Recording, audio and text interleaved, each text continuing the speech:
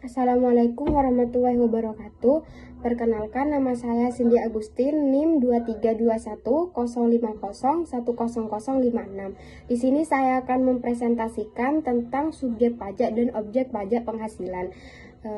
Di sini subjek pajak adalah orang pribadi atau badan yang ditetapkan oleh peraturan perundang-undangan perpajakan yang berlaku.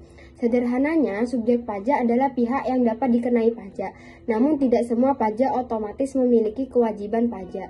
Ketika subjek pajak memperoleh atau menerima objek pajak, barulah ia disebut wajib pajak. Di sini ada jenis-jenis subjek pajak. Berdasarkan Undang-Undang Perpajakan di Indonesia, subjek pajak dibagi menjadi beberapa kategori.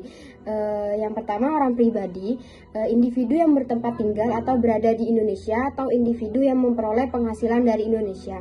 Yang kedua, badan, sekumpulan orang atau modal yang merupakan kesatuan baik melakukan usaha maupun tidak. Contohnya adalah perseroan terbatas, CV, BUMN, koperasi, dan yayasan. Terus warisan yang belum terbagi, harta peninggalan dari seseorang yang telah meninggal dan belum dibagi kepada ahli warisnya. Warisan ini dianggap sebagai subjek pajak sebagai satu kesatuan yang menggantikan pewaris. Yang terakhir, bentuk usaha tetap. Bentuk usaha yang digunakan oleh subjek pajak luar negeri untuk menjalankan kegiatan di Indonesia, seperti kantor cabang, gedung, pabrik, atau gudang. Baik, di sini perbedaan utama antara subjek pajak dan wajib pajak terletak pada status dan kewajibannya.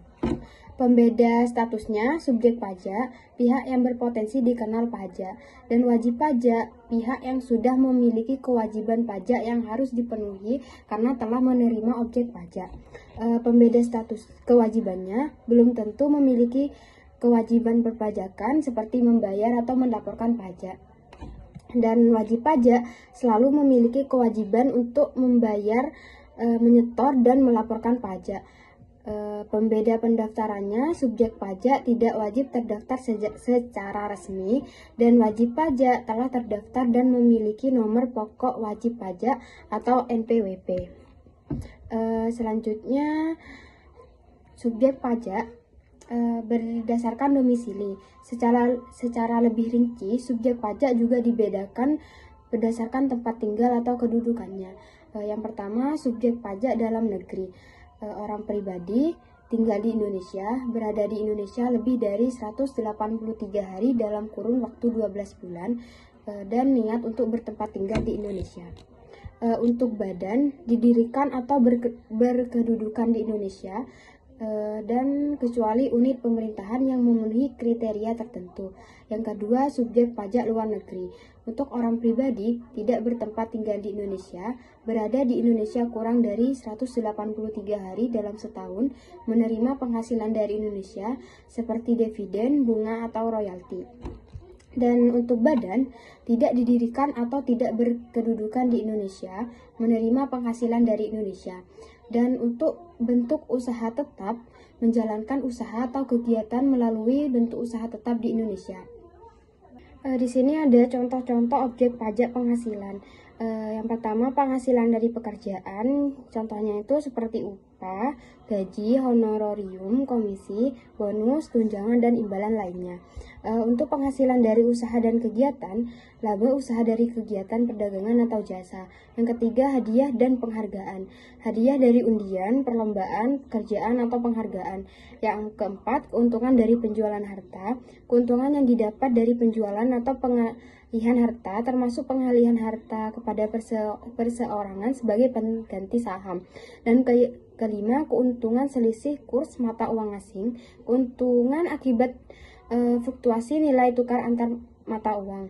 Yang keenam, dividen. Yang ketujuh, bunga yang diperoleh dari pinjaman, obligasi, dan sumber lainnya. Dan yang kedelapan, royalti, imbalan yang diterima karena penggunaan hak cipta, hak paten, atau sejenisnya. Yang kesembilan, sewa, penghasilan dari penyewaan harta, baik bergerak maupun tidak bergerak. Dan yang kesepuluh, penerimaan pembayaran berkala, contohnya seperti pembayaran uang pensiun atau tunjangan hari tua. Yang ke-11, keuntungan karena pembebasan hutang, keuntungan yang yang didapat karena utang dilunasi oleh pihak lain dengan batasan tertentu. Dan yang ke-12, premi asuransi, penghasilan dari premi yang dibayarkan. Dan yang ke-13, penerimaan kembali pembayaran pajak. Pembayaran pajak yang sebelumnya dibebankan sebagai biaya kemudian dikembalikan. Dan yang terakhir, keuntungan dari likuidasi atau penggabungan usaha. Keuntungan yang didapat karena proses reorganisasi perusahaan. Selanjutnya, penghasilan yang dikecualikan dari objek penghasilan pajak. Tidak semua penghasilan dikenakan pajak. Beberapa jenis penghasilan yang dikecualikan. Yang pertama itu bantuan, sumbangan, dan hibah. Dengan syarat diterima oleh keluarga sedarah dalam garis keturunan lurus 1 derajat, badan keagamaan, pendidikan, atau sosial, dan tidak ada hubungan usaha atau kepemilikan. Yang kedua, warisan, penghasilan dari harta warisan. Dan yang ketiga, harta yang diterima oleh badan sebagai pengganti saham. Harta yang diterima perseorangan atau badan lain sebagai pengganti saham oleh perusahaan asuransi kepada orang pribadi karena kecelakaan, sakit, atau meninggal. Yang kelima, dividen atau bagian laba yang diterima oleh wajib pajak badan dalam negeri. Yang keenam, iuran dana pensiun, iuran yang dibayarkan kepada dana pensiun yang pendirinya disahkan Menteri Keuangan. Yang ketujuh, penghasilan dari modal ventura, bagian laba yang diterima dari modal ventura dari perusahaan yang bergerak di bidang usaha tertentu. Dan yang terakhir, penghasilan dari luar negeri. Bagi wajib pajak dalam negeri, penghasilan dari luar negeri yang diinvestasikan kembali di dalam negeri dapat dikecualikan dari pengenaan pajak. Terima kasih. Inilah presentasi dari saya. Kurang lebihnya mohon maaf. Wassalamualaikum warahmatullahi wabarakatuh.